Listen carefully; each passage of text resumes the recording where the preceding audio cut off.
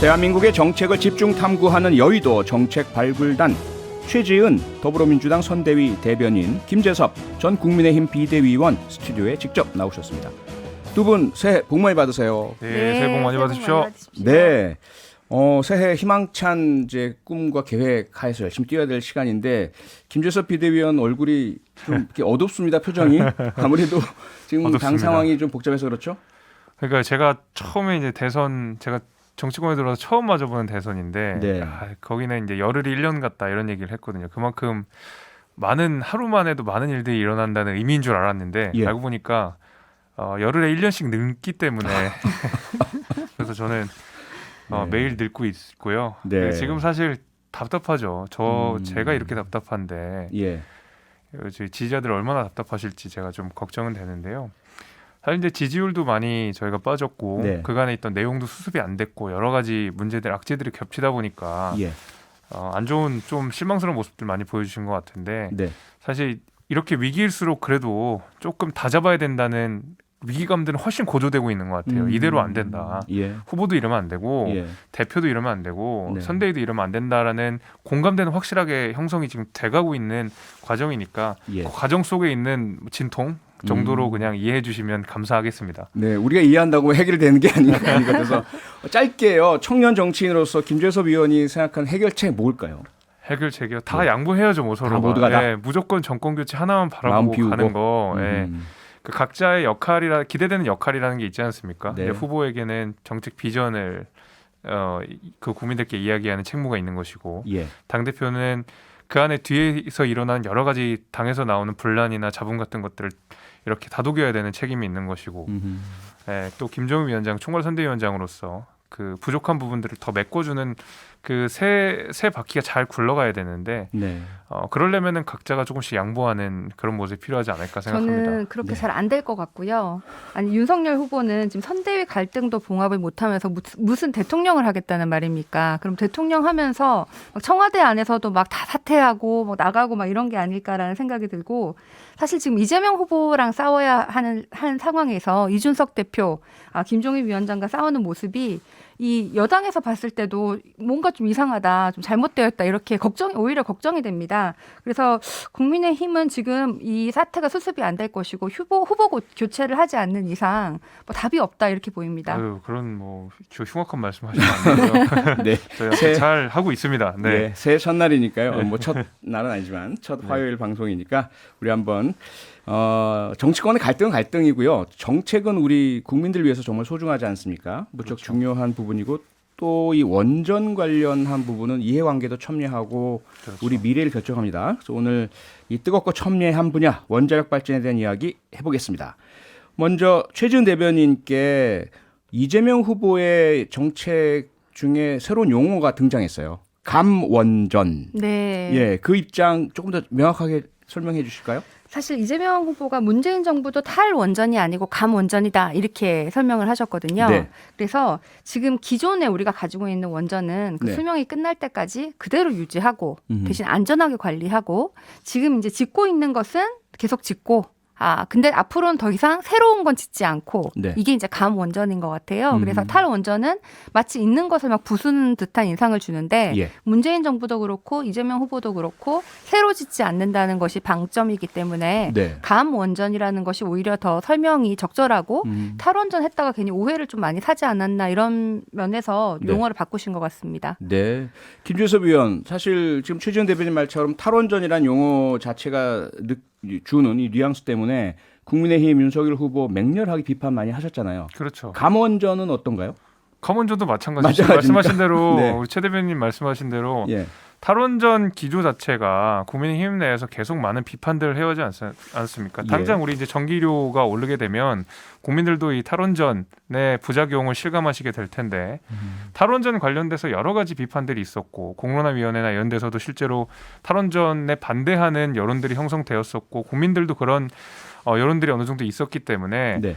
그래서 탈원전이란 말은 차마 못 쓰겠고, 탈원전은 해야 되겠고 하면서 나온 게 사실 감원전이고, 네. 뭐 이재명 후보의 이런 정책을 그냥 말 정도만 바꿔가지고 사실은 내용은 하나도 바꿔지 않는 것들이 뭐 많이 있지 않습니까? 우리 저번 주에 했던 선택적 모병제 같은 것도 네. 사실 모병제가 아닌데 모병제라고 예. 얘기하는 것처럼 감원전이나 탈원전이 똑같은 거기 때문에 국민의힘이 기존의 탈원전과 관련돼서 여러 가지 비판들을 했던 것이 그대로 적용된다고 봅니다. 그러면 윤석열 후보는 가원전인가요? 원전을 더 짓는?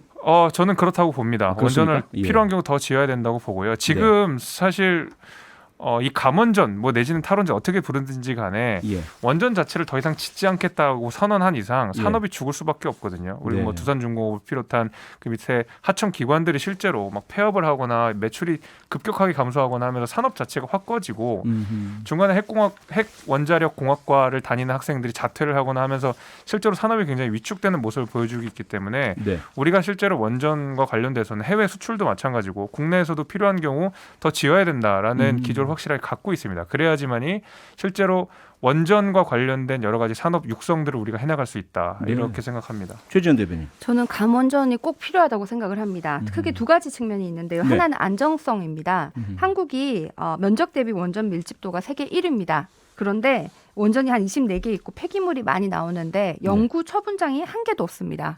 그래서 지금은 핵 폐기물을 그 원전에 이렇게 좀 임시적으로 두고 있는데 예. 그게 2023년이 되면은 벌써 두세 개 원전에서는 포화가 돼서 그 폐기물을 어디로 가지고 와야 돼요. 그런데 원전을 뭐 심지어는 가원전 하자라는 윤석열 후보도 네. 이 폐기물 처리에 대해서 어떻게 하자는 말이 한마디도 없으세요. 네. 그래서 이 뭐 지역 주민들 특히 부울경 지역에 원전이 많은데 그럼 그분들도 다 원전 뭐 경주를 포함해서 폐기물이 자기 동네 오는 건 다 반대를 하시는데 예. 그럼 윤석열 후보 그 서초동에 뭐 그 폐기물을 가져가는 건 찬성하시는지 뭐 그런 대책이 전혀 없는 것이죠. 폐기물 문제는 어떻습니까, 김재섭 의원님?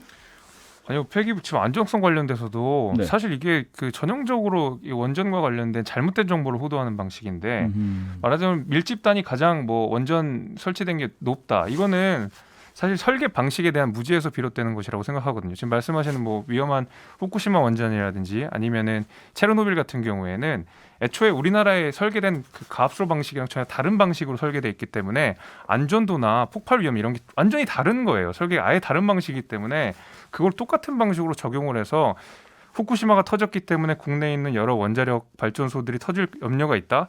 사실 이거는 전혀 맞지 않는 폐기물에 얘기고요. 대한 얘기인데요. 폐기물과 네. 관련된 말씀도 같이 드리면 네. 우리가 지금 경주 방패장을 짓고 있습니다.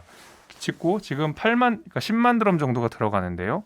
그게 기존에 우리 8년치 정도가 들어가면은 나머지 2만 드럼 정도가 남아요. 이게 우리가 확장 계획이 있는데 80만 드럼 정도로 이게 316년 동안 우리가 비치를 할 수 있는 정도의 분량이거든요. 그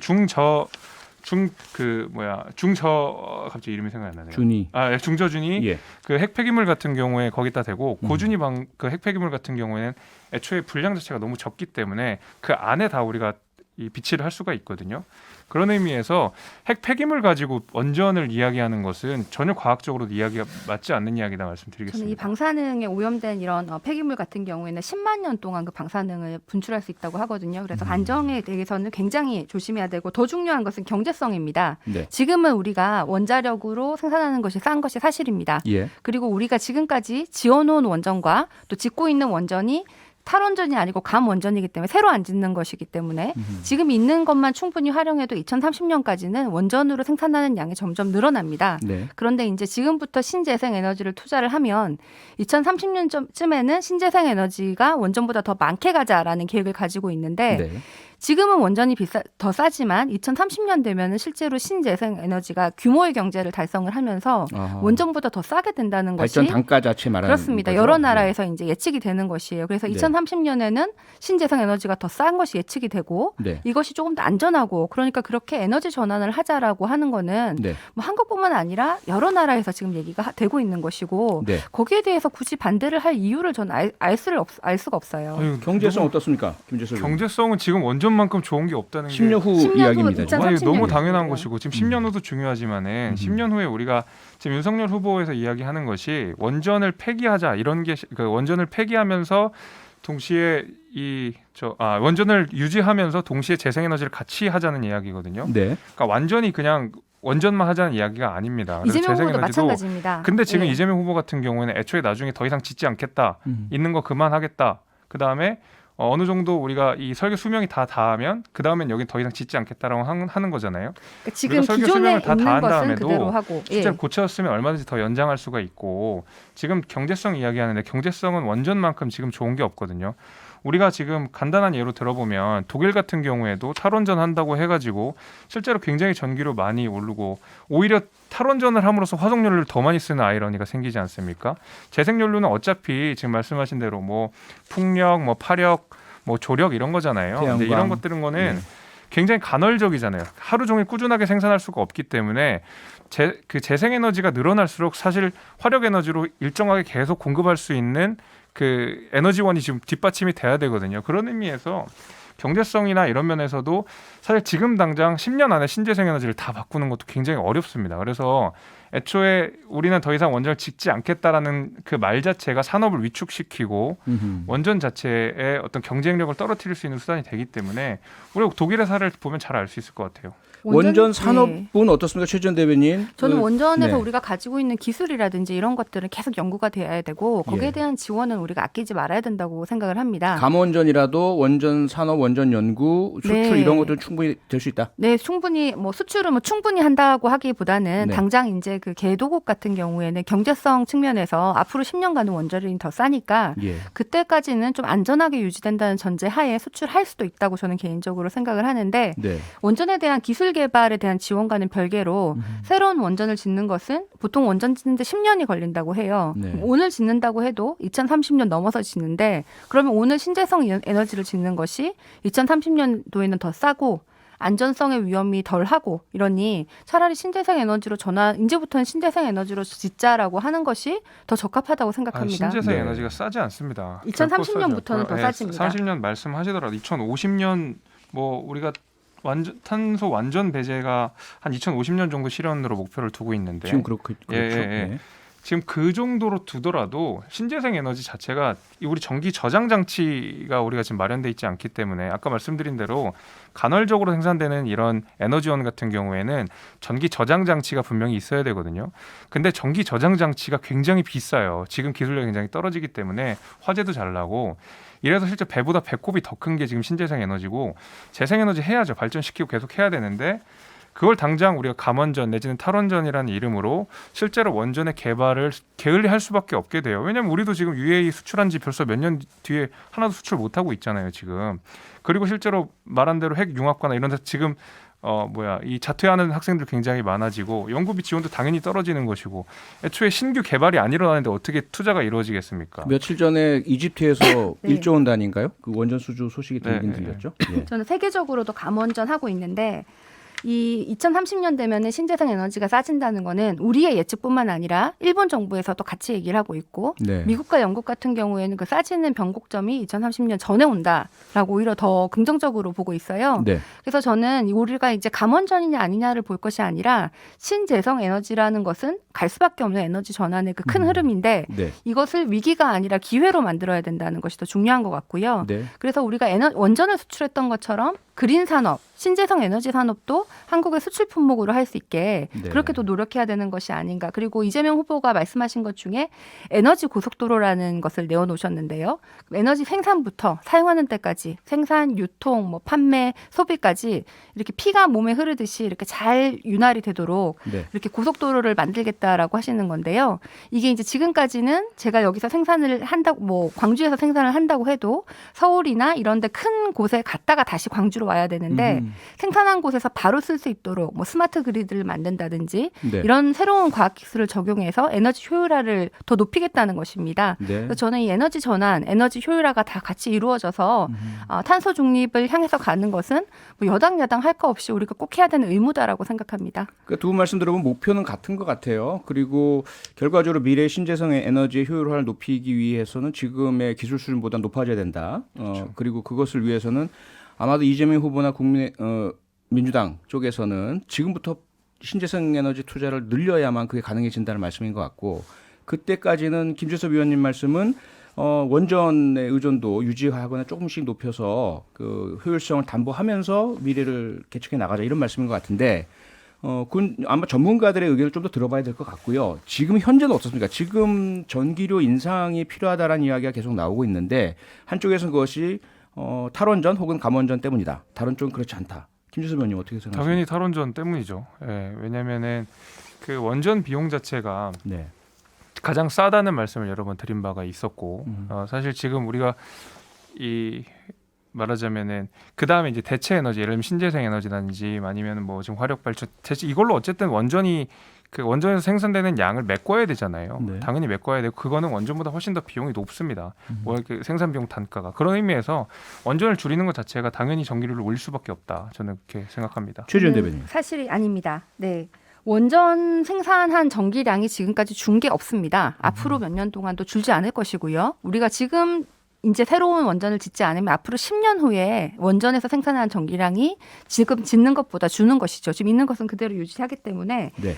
그리고 10년 후에는 우리가 지금 짓는 신재생 에너지가 원전보다 더 싼 에너지를 공급하기 때문에 이것은 전기량이나 원전과는 별로 관계가 없고 전기료 상승에 대한 논의는 국제 유가랑 좀 관련이 있는데 이 국제 유가는 사실은 코로나 이후에 좀 계속 안 오르고 있었어요. 그래서 우리 문재인 정부 마지막 2년에 전기료가 거의 안 올라서 동결되어 있는데 지금 코로나가 조금 위드 코로나가 되면서 유가가 오르면서 전기료가 좀 오를 수 있지 않나 이런 상황이지 이것을 원전이랑 결합시키는 것은 부적절합니다. 한전 적자가 작년에 4조 원이었습니다. 적자가 4조 원이었고 그 발전 자회사들도 흑자가 감소하거나 적자로 돌아서는 사실 이런 여러 가지 모습들이 있었기 때문에 그것이 탈원전과 무관하다고 이야기하는 건 사실 말이 안 되는 거라고 저는 보고 있기 때문에 그거는 좀 맞지 않다고 제가 한전 말씀드리겠습니다. 적자 같은 경우에는 네. 우리나라의 전기료가 사실 상대적으로 미국이나 다른 나라보다 싸고 그게 우리나라의 이제 정책으로 이렇게 되어 왔기 때문에 있는 것인데 지금까지 우리가 탈원전이라고 하면은 원전 하나 있는 것을 뭔가 폐기를 해야 탈원전인데 아무것도 돌아가는 것을 폐기한 적이 없습니다. 이게 무슨 작년에 탈원전입니까? 말씀하신 대로 기름 유가가 분명히 문제가 있는데 화력발전소 이용 자체가 증가했어요 우리나라가. 그럼 당연히 들어가는 비용이 높아지겠죠. 전기 생산에. 그런데 그러면 근데 탈원전이라고 원전의 하면 역할을 어떻게 안 할 수가 있겠어요. 이 말을 이제 이재명 후보가 감원전이라고 바꾼 것이 약간 이런 오해를 낳기 때문인데 네. 탈원전이라는 건 우리가 마치 지금 원전 생산을 안 하는 것처럼 오해가 나와서 그러는 건데요. 현재는 준 게 없다. 원전 생산력이. 그렇습니다. 알겠습니다. 마지막으로 요 문제 하나 짧게 짚어봐야 될 것 같은데요. 현재 경북 울진 신한울 3, 4호기 공사 중단됐지 않습니까? 네. 두 후보 입장 첨예하게 다르던데요. 김재섭 의원님. 저는 당연히 해야 된다고 생각하고요. 공사 재개? 왜냐하면 지금 돈이 더 들거나 하는 게 아니잖아요. 3, 4억이는. 그러니까 지금 있는 예산에서 뭐 돈을 더 투자해야 되거나 이런 상황이 아니기 때문에 저는 이렇게라도 하는 것이 지금 문재인 정부에서 주저주저하고 뭔가 저해되었던 원전 산업을 조금이라도 조금 회복시킬 수 있는 것이고 원전을 지면은 최소한 그 정부 내에서 이루어질 수는 없습니다. 최소한 5, 6년 이상이 걸리기 때문에 그렇죠. 저는 신한울 3, 4호기라도 지금 재가동을 건축을 다시 시작해가지고 빠르게 지금 전기 수급을 안정화시키는 것이 결국 국민들이 이 전기료를 낮은 전기료를 유지할 수 있게끔 하는 지금 수단에서는 가장 빠르고 효과적인 방법이라고 생각합니다. 최지은 대변인. 이재명 후보 같은 경우에는 지금 그 감원전이 있는 건 그대로 두고 짓던 건 그대로 짓고 새로는 짓지 말자 이렇게 얘기를 하시는데 예. 이 신한울 같은 경우에는 그 경계선에 있어요. 짓던 거라고 하기에는 좀 너무 초기 단계고 그렇다고 새로운 것은 아니고 그 중간에 있기 때문에 매몰 비용이 틀림없이 들어갔거든요. 부지랑 이런 것에 대해서. 예, 그렇죠. 그래서 문재인 정부에서는 이것을 안 하자는 입장이었지만 이재명 후보는 이 좀 공론화를 통해서 국민적 합의가 있으면 다시 검토할 수 있다라는 입장을 내어놓으셨는데 네. 저는 뭐 충분히 유동적으로 지금 문재인 정부와는 좀 차별을 하신 것으로 보이고 예. 저는 이것은 뭐 국민적 합의가 있으면 다시 지을 수도 있다고 생각합니다. 그건 탈원전과 감원전이 말만 바뀐 건 아니네요. 정책 네. 실제 방향성의 차이가 분명히 있네요. 짓던 것을 어떻게 네. 할 것이냐에 대해서 조금 차이가 있습니다. 알겠습니다. 여의도 정책 발굴단 오늘은 여기까지 하겠습니다. 지금까지 최지은 더불어민주당 선대위 대변인, 김재섭 전 국민의힘 비대위원과 함께했습니다. 두 분 고맙습니다. 고맙습니다. 감사합니다. 평일 저녁 6시 5분에 여러분을 찾아갑니다. MBC 라디오 표창원의 뉴스 하이킥.